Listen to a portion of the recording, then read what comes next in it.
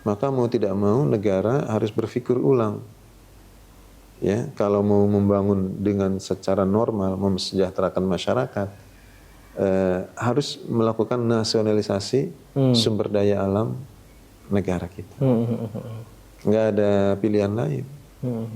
Prabowo harus berani itu. Ya, kalau kita meningkatkan APBN, APBD kita dengan memeras, dalam tanda kutip, memeras rakyat dengan bayar pajak, apa sih yang sudah kita berikan kepada rakyat? Gitu.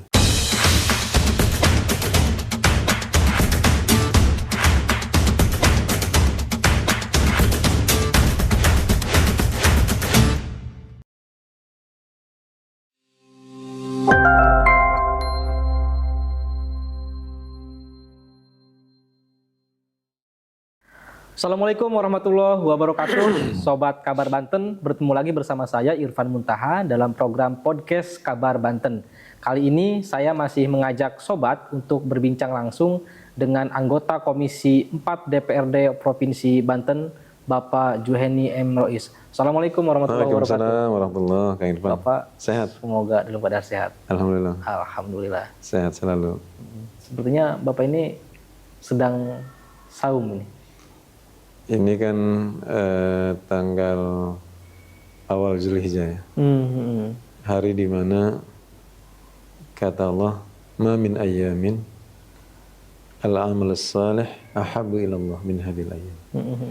Enggak ada hari-hari yang Allah paling suka orang beramal soleh di tanggal 1 sampai 10 Zulhijjah. Jadi kalau Ramadan tuh ada malam Lailatul Qadar, kalau bulan Zulhijjah tuh ada siang-siangnya itu tanggal 1 sampai tanggal 10. Jadi perbandingannya seperti itu. Jadi bahkan sahabat tuh mengatakan, ya Rasulullah, tidak juga dibanding dengan jihad? Ya, tidak juga dibanding dengan jihad. Jadi amal soleh selain jihad, dibanding dengan jihad, di awal Zulhijjah ini, itu masih lebih mulia, masih lebih Allah cintai. Kecuali yang berjihad dengan harta dan jiwanya dan tidak kembali, artinya syahid. Allahu Akbar. Gitu, luar biasa. Jadi memang bulan Dzulhijjah ini bulan yang sangat dimuliakan oleh Allah Subhanahu wa taala. Karena banyak jutaan orang sedang menuju ke Baitullah. Betul.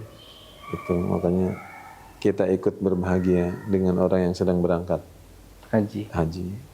Apakah tetangga kita, apa teman kita, apa sahabat kita, apa ya siapapun yang kita kenal. Dan Indonesia termasuk salah satu jamaah terbesar. Kita doakan mudah-mudahan para jamaah haji sehat walafiat. Amin. Ibadah hajinya diterima oleh Allah. Amin. Dilancarkan semua. Ini puasa hari pertama Pak ya? Hari kedua. Hari kedua, berarti masih ada 8 hari lagi depan. Ya. Dan yang paling diutamakan tuh puasa Arafah sebetulnya. Nanti tanggal 9. Jadi setidaknya tanggal 9 Zulhijjah itu Arafah itu yang ditekankan untuk berpuasa. Kalau tanggal 1, 2, 3 sih sebetulnya ini mah kita ngambil dalil umumannya. Enggak juga enggak masalah sebetulnya. Jadi bukan hanya amal soleh puasa, istighfar, ngaji, tilawah, doa. Pokoknya segala jenis amal soleh itu lagi dapat panen pahala lah tanggal 1 sampai tanggal 10. Ini dewan yang tidak hanya memfasilitasi aspirasi rakyat, aspirasi masyarakat, tapi juga menyentuh hati warga di Provinsi Banten. Di Sobat Kabar Banten ada temannya nih, Pak Juheni sedang melakukan berpuasa, dan Sobat Kabar Banten juga sedang melakukan berpuasa. Pak Juheni di Komisi 4? Komisi 4. Masih di Komisi 4 sekarang? Komisi 4. Sejak jadi anggota DPRD Provinsi Banten? Sejak 2019. 2019 ya? Oh. Ya kan itu periode pertama saya di provinsi, ini periode kedua di provinsi, masih dipercaya ditempatkan di Komisi 4. Kayaknya bisanya cuma di Komisi 4 doang. Berpuluh. Kalau 2 periode berarti sudah 10 tahun. 10 tahun Pak? Menuju. Menuju 10 tahun ya? Iya. Di Komisi 4. Iya. Berarti partai percaya Bapak bisa mengakomodir keinginan masyarakat yang berkaitan dengan mitranya Komisi 4. Iya. Betul. Saat ini Pemprov Banten itu sedang melaksanakan APBD Pak ya? Iya betul. Tahun 2026. Apa yang dilakukan oleh Komisi 4? Kita awal atau akhir April kemarin ya. 2-3 pekan yang lalu itu melakukan evaluasi realisasi anggaran. Ya, di Komisi 4 kita undang mitra kerja Komisi 4, Dinas PUPR, Dinas Perkim, Dinas DLHK, ya, Dinas Perhubungan, dan yang lain-lain. Ya kita evaluasi sejauh mana realisasi anggaran yang sudah kita setujui di APBD 2025 kemarin diketuk. Oke. Ya per akhir November kemarin atau awal Desember. Dan alhamdulillah dalam rapat kemarin itu kita cukup gembira. Dinas Perkim yang biasanya realisasinya tuh kadang akhir Agustus, September, Oktober gitu. Kita sering ingatkan bahkan 2 kali reses mereka belum mulai. Dinas Perkim nih. Biasanya Pak ya? Biasanya tahun-tahun yang lalu. Tahun ini alhamdulillah. Laporan dari Dapil kita, Pak, alhamdulillah aspirasi kita sudah di survei oleh dinas. Oh, alhamdulillah. Senang Pak ya? Senang. Kan biasanya kalau katanya yang paling menyakitkan bagi wakil rakyat ketika hasil reses itu ditampung tapi tak kunjung dilaksanakan. Nah, itu ikut sedih kita juga. Ini mas senang Pak ya? Senang. Senang. Kan di awal kan kita udah lagi senang nih. Iya, iya. Gitu. Itu di Perkim Pak ya? Iya di Perkim. Kalau Perkim itu jalan lingkungan. Oh oke. Jalan lingkungan. Jalan lingkungan, terus drainase. Gitu. Itu kan yang dikeluhkan oleh masyarakat, terutama di perumahan-perumahan yang perumahannya itu subsidi. Jalannya kan masih banyak perbaikan. Ya misal kayak di Bumi Agung kan subsidi ya. Udah puluhan tahun. Kemudian Puri Anggrek misalnya gitu. Di TBL, di BIP segala macam. Itu kan jalannya parah gitu ya. Dan di perumahan-perumahan yang lain itu aspirasi terkait dengan jalan lingkungan sangat tinggi. Oh, gitu. Yang Bapak temukan ya di masyarakat. Gitu. Sehingga kalau udah bulan Mei, Juni, gini nih udah pada nanya tuh. Pak, kapan disurvei? Gitu. Iya. Biasa kalau reses kedua itu deg-degan. Karena akan terulang pertanyaan. Akan bertanya. Pak, masa sih kita belum aja gitu. Aduh, saya bilang bagaimana gitu ya. Tapi kalau misalnya ada yang realisasi gitu, kita senang. Iya. Tidur juga nyenyak Pak ya? Ya, artinya kita kan sebagai wakil masyarakat senang kan kita juga ikut senang. Nah, kita tuh sedih kalau aspirasi masyarakat tuh di-cancel misalnya. Aduh, gimana gitu. Iya. Nah, itu yang membuat kita sedih. Tapi ya walaupun bagaimana kita maklumi kalau terbatas anggaran. Nah, kita tinggal komunikasi sama masyarakat. Jangan khawatir, insya Allah kita terus perjuangkan. Tahun ini nggak bisa, mudah-mudahan di perubahan. Perubahan nggak bisa, mudah-mudahan tahun depan. Kita bukan memberi janji palsu, enggak. Iya. Tapi itu kan upaya. Iya, iya. Usaha kita nggak boleh putus asa. Dan masyarakat juga alhamdulillah memahami. Proses yang sedang diperjuangkan oleh Bapak begitu ya? Ya memang teman-teman di komisi juga mendorong agar realisasi anggaran itu segera terrealisir di bulan keempat April tuh kita upayakan agar ekonomi di masyarakat juga kan tumbuh gitu. Kalau pembangunan di awal tuh sudah dimulai gitu. Dengan mulai dari awal, misalnya ada belanja paving, ada belanja tukang, ya kan? Itu kan roda ekonomi jadi berjalan di masyarakat. Besar kecilnya ada kontribusinya untuk pembangunan. Bukan hanya fisiknya bagus, tapi juga kontribusi terhadap ekonomi masyarakat. Makanya saya sering mempertanyakan apabila ada dinas yang belanja untuk katakanlah belanja publiknya itu lebih sedikit dari belanja pegawainya. Nah, nyarisnya ada banyak dinas itu belanja pegawainya jauh lebih tinggi dibandingkan belanja publik. Di banyak dinas. Meskipun nggak semuanya. Oleh karena itu tantangan bagi kita gimana anggaran APBD kita itu meningkat. Cuman peningkatan APBD kita itu juga sebetulnya kalau dibilang bertanya kepada nurani kita, itu saya nggak sampai hati. Gitu.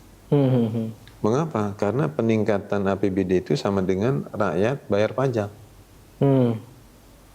Betul, Pak. Iya kan? Itu sedangkan ekonomi masyarakat kan seperti ini.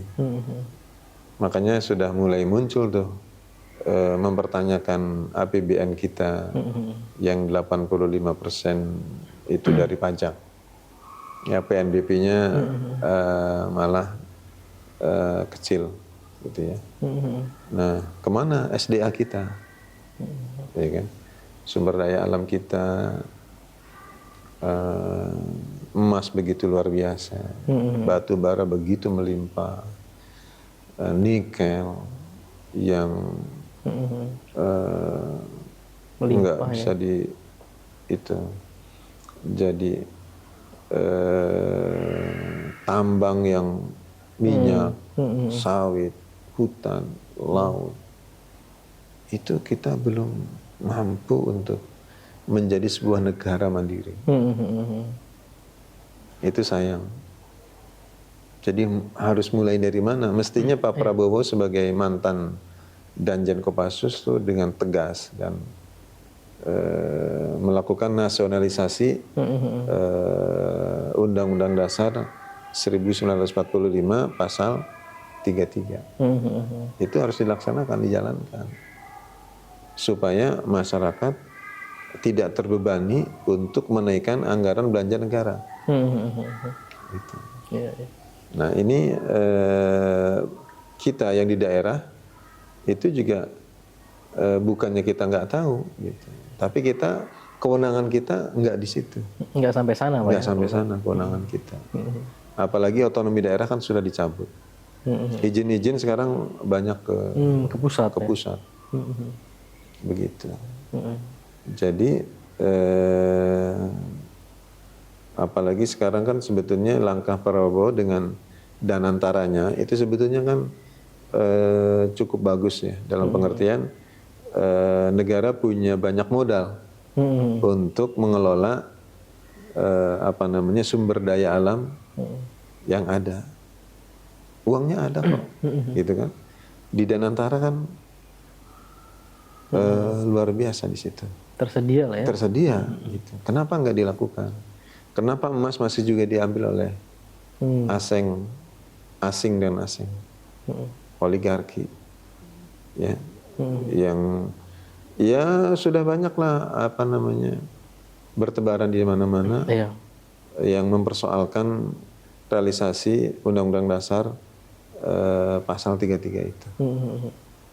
Ya, mungkin para pendiri bangsa kita kalau hidup sampai sekarang ini ya malu. Ini kok negara kita jadi begini gitu. Jadi kacung negara lain. Ya, rakyat mau kerja aja susah. Mau kerja di pabrik harus bayar. Ya kan? Dagang juga sekarang masyarakat sudah beralih ke online. Betul, Pak. Dan lain-lain. Tantangannya makin berat, Pak. Makin berat. Masyarakat. Maka mau tidak mau negara harus berpikir ulang. Ya, kalau mau membangun dengan secara normal, mesejahterakan masyarakat, harus melakukan nasionalisasi sumber daya alam negara kita. Nggak ada pilihan lain. Prabowo harus berani itu. Ya, presiden harus berani. Ya, kalau kita meningkatkan APBN, APBD kita dengan memeras, dalam tanda kutip, memeras rakyat dengan bayar pajak. Apa sih yang sudah kita berikan kepada rakyat? Itu. Sementara rakyat juga ekonominya pas-pasan. mungkin Kan negara ini hanya bisanya, kebanyakan bisanya hanya minta ke rakyat. menagih pajak begitu ya. Iya. Ngobrolin soal pajak tapi. Ini pengalaman seorang developer, ya kan? Kita beli tanah sendiri, tidak dikasih oleh negara, ya kan? Modal sendiri, apa sendiri, semua sendiri. Izin bayar, ya kan? Pas jualan kita belum untung, PPN dulu 10%. Belum dapat untung gitu, Pak ya? Belum dapat untung. Negara mah sudah untung duluan. Gitu. Jadi negara di mana negara ada? Itu bukan hanya PPN, BPHTB, PPH, ya PPH 21. Jadi negara itu sudah ngambil lebih dari 25% usaha kita masih ini gimana ya bayar utang? Mikirkan bayar utang karena kita untuk beli lahan dari mana uang? Ngambil dari bank. Bank nagih kita. Mau bayar utang, kata negara bayar pajak dulu. Kalau ditanya, ente negara udah ngasih apa ke kita? Iya. Udah ngasih apa ke rakyat? Udah negara ngasih melalui dinas sosial 300.000, 400.000, 600.000. Cukup buat ya ini suara masyarakat. Saya sebagai wakil masyarakat kan harus menyampaikan itu. Yang ditemukan dari diskusi-diskusi bersama masyarakat, Pak ya. Gitu. Tapi dengan program-program pemerintah sekarang. Bahkan ada tuh yang menyampaikan selama presiden masih memungut pajak rakyat, itu presiden tuh gagal. Selama masih memungut pajak. Dalam Islam nggak ada pajak. Kenapa? Karena Allah sudah menciptakan alam ini dengan bekal kehidupan rakyatnya. Cuman dalam tanda kutip para pengkhianat sajalah yang tidak melaksanakan Undang-Undang Dasar 1945 pasal 33. Ya. Waktu masa penjajahan ada Londo Ireng. Ya kan? Belanda berapa sih ribu yang datang ke kita? Sedikit Belanda aslinya mah. Yang galak mah Belanda Ireng. Belanda Ireng itu apa, Pak? Iya, orang Indonesia yang ikut Belanda. Belanda mah putih. Diperalat sama orang kita mah kan rada hitam kulitnya kan, Belanda Ireng istilahnya. Iya kan? Penjajah itu kan sedikit yang datang ke sini. Orang pribumi kita yang dijadikan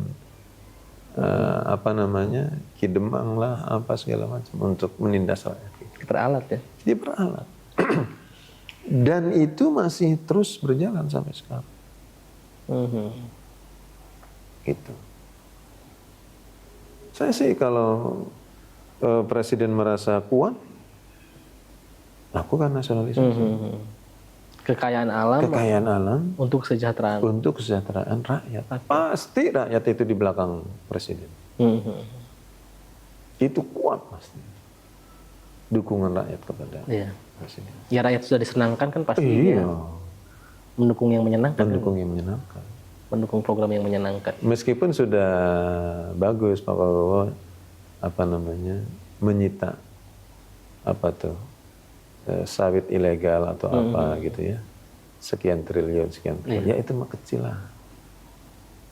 Itu udah bagus tapi ya masih belum seberapa. Pak Johani, ini Komisi 4 kan yang berkaitan dengan infrastruktur. Iya. Ya termasuk soal tadi kekayaan alam juga kan, karena kalau tidak salah dia kan SDM juga salah satunya 4, SDM. SDM ya. Banten juga ada kerjasama penambangan emas atau apa gitu di Bayah itu. 2018 kalau nggak salah tanda tangan. Nah kita nggak happy sebetulnya. Ya. Dari sisi kita sumber daya alam kita diambil, kita hanya dapat 30% dari 15%. Jadi 15% dibagi pusat, provinsi, kabupaten. Oh, Gitu kan. Itu kan kecil lah. 30% dari 15%. Kenapa sih enggak kita yang lola? Masa negara kalah sama swasta? Kan gitu harusnya. Kalau kita mau berpikir, bikin kayak BUMD pertambangan. Daerah memungkinkan begitu ya? Ya perlu kita negosiasi dengan pusat. Kalau ada aturan yang tidak memungkinkan, kita undang anggota Dewan Dapil Banten kan. Ini gimana nih peraturan ini perundang-undangan supaya kita bisa, misal. Jangan sumber daya alam kita dikasihkan ke swasta, kita hanya dapat remeh-temehnya doang. Tapi kerusakan lingkungannya? Alam rusak, lingkungan rusak, apa segala macam. Iya. Saya termasuk orang yang nggak setuju sumber daya alam diobral ke asing. Kita hanya dapat ya tidak seberapa lah dari kerugian yang diderita oleh bangsa kita. Bicara Banten aja Pak ya, kan mungkin memang kalau daerah juga mengeluhkan soal tambang. Memang kalau skala wilayah daerah agak kesulitan karena terbentur dengan peraturan perundang-undangan di pusat. Itu kita maklumi. Akan tetapi jangan itu diberikan ke luar. Ya, kalau nggak salah ada pendiri bangsa ini yang menyatakan kalau kita belum mampu mengelola hasil bumi kita, jangan kasih ke asing, biarkan anak cucu kita yang akan mengelola. Nah itu negarawan itu, artinya betul-betul NKRI. Sekarang kan NKRI-nya slogan doang. NKRI harga mati. Banyaknya orang yang mengambil keuntungan. Gitu. Cari investor itu bagus. Tapi investornya jangan merusak alam dong. Gitu. Cari investor yang bikin pabrik. Gitu. Yang bisa menyerap tenaga kerja. Menghidupkan ekonomi masyarakat. Tapi dengan banyaknya tambang dan kalau kita boleh mengingat di tahun 2025 itu kan aparat sudah melakukan penegakan hukum terhadap tambang ilegal, Pak Johani. Nah ini tentu kalau bicara kewenangan tadi kata Bapak itu menjadi kewenangannya pusat. Nah sebenarnya apa sih yang dengan keterbatasan kewenangan ini apa sih yang perlu dilakukan oleh pemerintah Provinsi Banten dalam khususnya ESDM? Provinsi Banten? Pertama memang harus menertibkan tambang-tambang yang melanggar aturan. Yang kedua mungkin ya tidak usah menerbitkan izin tambang. Ya, nggak usah lah, karena itu dampak kerusakannya nyata Dan panjang Pak dan ya? panjang. Di wilayah Bayah itu kan ada tambang. Betul. Dan itu kerusakannya luar biasa. Itu ada satu kampung yang hampir roboh gitu kan. Terus banjir, apa segala macam. Kalau ditanya APBD dapat berapa? Malu kita ditanya begitu. Sementara kerusakannya lebih besar. Tidak Ya? sebanding, Tidak sebanding dengan kerusakan yang diderita. Lebih baik alam biar aja menyumbangkan oksigen ke kita daripada alam rusak, negara nggak dapat apa-apa, rakyat nggak dapat apa-apa, Bapenda menghimbau supaya masyarakat bayar pajak, gitu. Kita hidup di masa yang memang belum ideal. Belum ideal. Biar bagaimanapun SDM menjadi mitranya Komisi 4. Kapan terakhir bertemu dengan SDM, Pak? Membahas soal tambang. 2026 nih kita belum sempat membahas tentang secara khusus itu ya. Baru evaluasi program mereka aja. Gitu. Kalau kita Komisi 4 datang ke wilayah tambang yang melanggar aturan itu, kita sudah lakukan. Komisi 4 itu sudah datang ke wilayah tambang yang dipersoalkan, dan kita datang, mereka tutup. Gitu, sudah tutup, nyatakan tutup. Tapi ternyata masyarakat melaporkan ke kita, Pak, itu tutup waktu ada Bapak datang doang. Iya. Oh, pas begitu pergi operasi lagi. Ya, operasi lagi. Ya itu kita serahkan ke penegak hukum lah. Artinya kita sudah melaksanakan tugas sesuai dengan konstitusi. Ada wilayah lain yang menjadi kewenangan mereka. Bahkan kalau tidak salah di tahun 2026 ini Ombudsman Republik Indonesia itu juga datang ke salah satu tempat tambang di Provinsi Banten. Dan mereka menemukan bentuk maladministrasi lah Pak. Betul. Komisi 4 ke depan terus memastikan. Terus kita mengawal program-program pemerintah. Ya ada keluhan-keluhan masyarakat pasti kita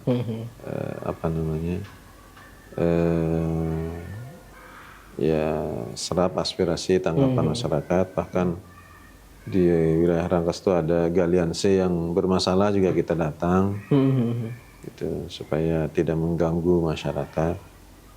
Gitu. Hal-hal gitu kewajiban kita lah ya. Iya. Insya Allah.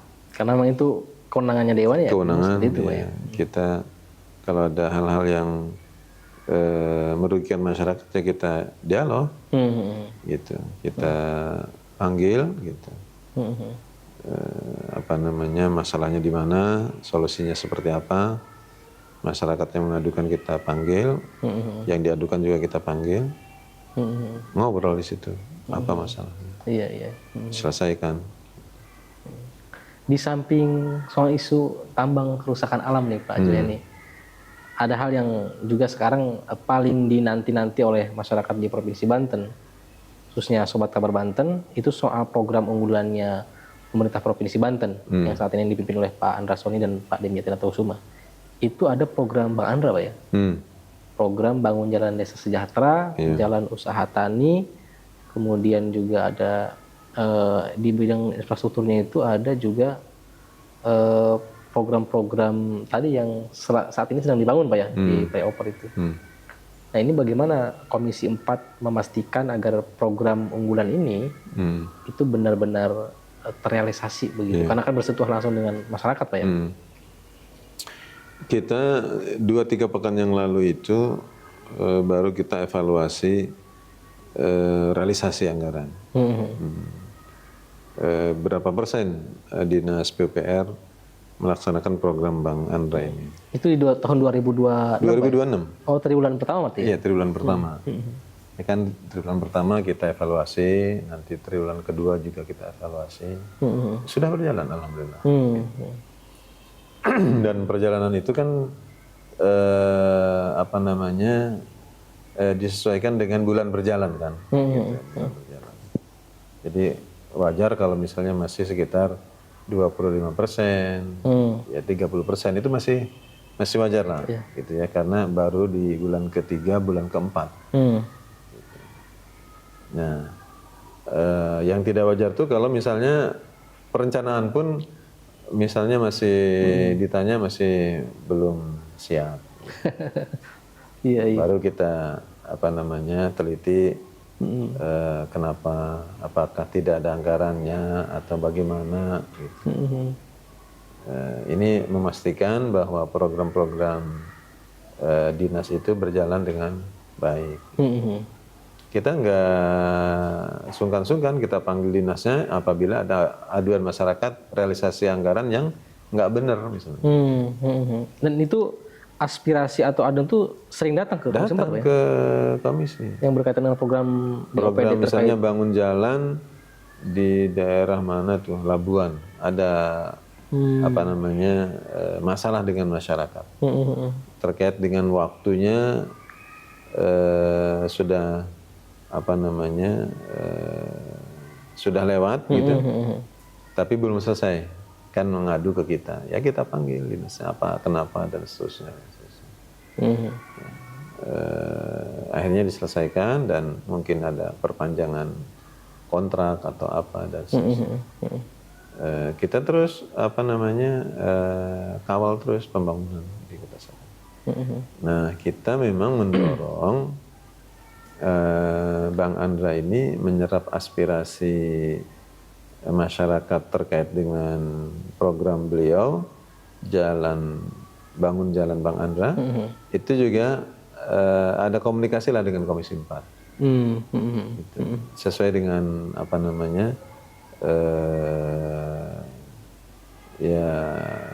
kewenangan Komisi 4 di Komisi 4 kan dengan Dinas PUPR. Karena banyak sekali ketika kita datang ke masyarakat aspirasi, oh ini sesuai nih dengan program gubernur gitu. Nah, kan kita bagus kalau aspirasi masyarakat diakomodir oleh dinas dan dilaksanakan dengan program Jalan Bank Andra.